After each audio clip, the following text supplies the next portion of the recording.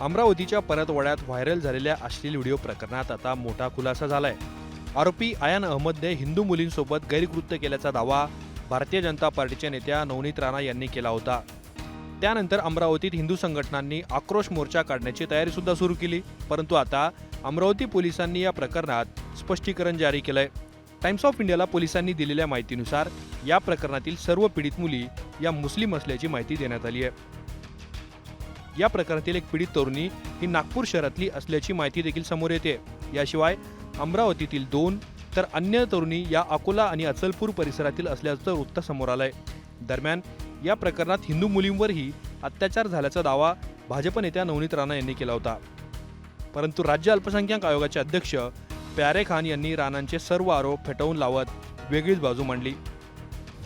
150 पेक्षा जास्त video visual एक मुलांनी आमची मुलींसोबत अत्याचार करून त्याचे व्हिज्युअल काढले आणि online video social media YouTube सगळेच सोशल मीडिया प्लॅटफॉर्मवर त्यांनी व्हायरल केले। मला एक प्रश्न विचारायचा आहे, जेवढेही सेक्युलरिझमवादी पॉलिटिशियन लोक आहे ना, त्यांना माझा प्रश्न आहे, सेक्युलरिझम म्हणजे काय आहे?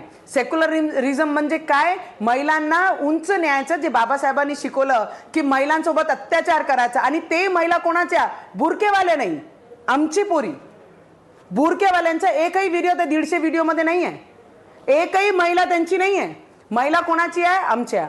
लव जिहाद हे करतात, हे त्यांना जबरन कमला वाचायला लावतात, हेच त्यांना नमाज करायला लावतात, हेच त्यांना बुरका घालायला लावते। आमचे मुली आहे त्यांना, त्यांचे मुली एकही त्याच्यामध्ये दिसणार नाही।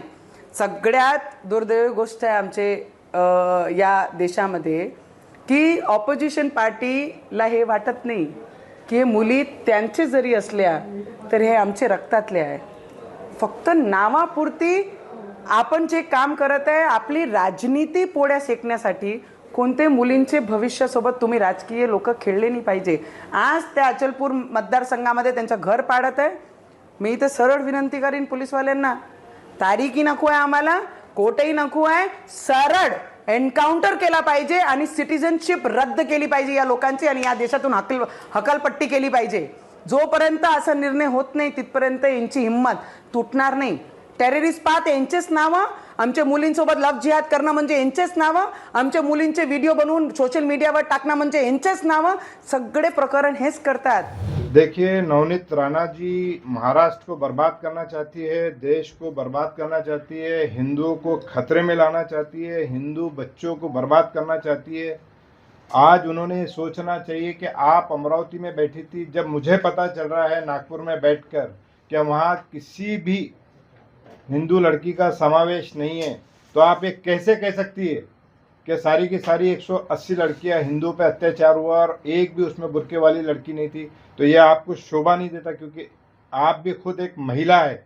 आज भारत के प्रधानमंत्री महिलाओं के लिए बिल लाने जा रहे, महाराष्ट्र के मुख्यमंत्री यहाँ पे महिलाओं को सशक्त बनाना चाहते, सक्षम बनाना चाहते, और आप एक ऐसी सांसद है कि जो महिलाओं को बर्बाद करना चाहती है।